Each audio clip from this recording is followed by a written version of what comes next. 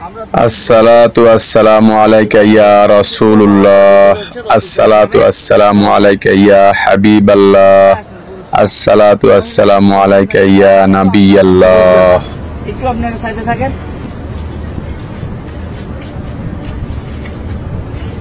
আমরা ভিতরে যাব হচ্ছে এইভাবে, আমাদের বাম দিকে থাকবে রওজা।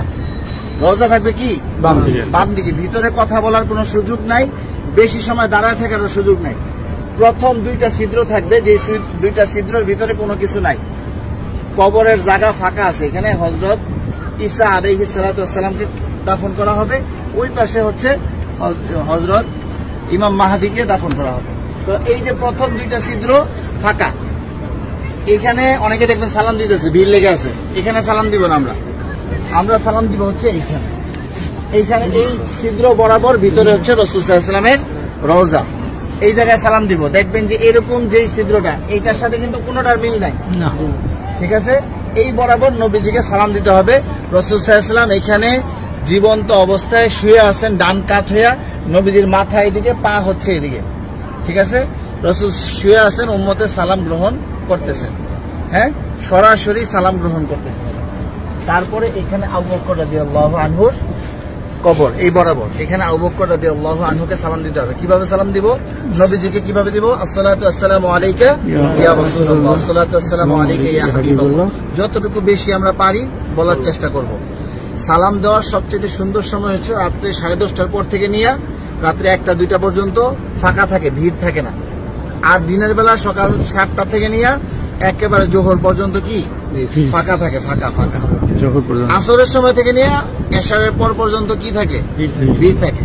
যত বেশি পারেন নবীজিকে সালাম দিবেন।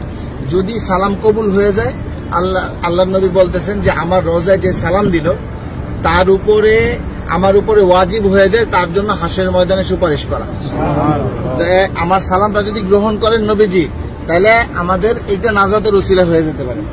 যাই হোক, বলতেছিলাম এই বরাবর আবু বকর রাদিয়াল্লাহু আনহু, আবু বকর রাদিয়াল্লাহু আনহু মাথা এদিকে, পা এদিকে। নবীজির মাথা এখানে, রাসূলের পা এই পর্যন্ত আসছে। রাসূলের শরীরের ওই পাশে হচ্ছে কি আবু বকর রাদিয়াল্লাহু আনহু। আবু বকর রাদিয়াল্লাহু আনহু ঘাড় বরাবর হচ্ছে হযরত ওমর রাদিয়াল্লাহু আনহু, উনি আরো ওই পাশে, ঠিক আছে? নবীজি এখান থেকে এইভাবে শোয়া, রাসূলের পরে হচ্ছে আবু বকর রাদিয়াল্লাহু আনহু শোয়া, তারপরে হচ্ছে হযরত ওমর রাদিয়াল্লাহু আনহু। এইখানে হযরত ওমর রাদিয়াল্লাহু আনহুকে সালাম দিতে হবে। তো এইখানে নবীজিকে সালাম দিব আমরা।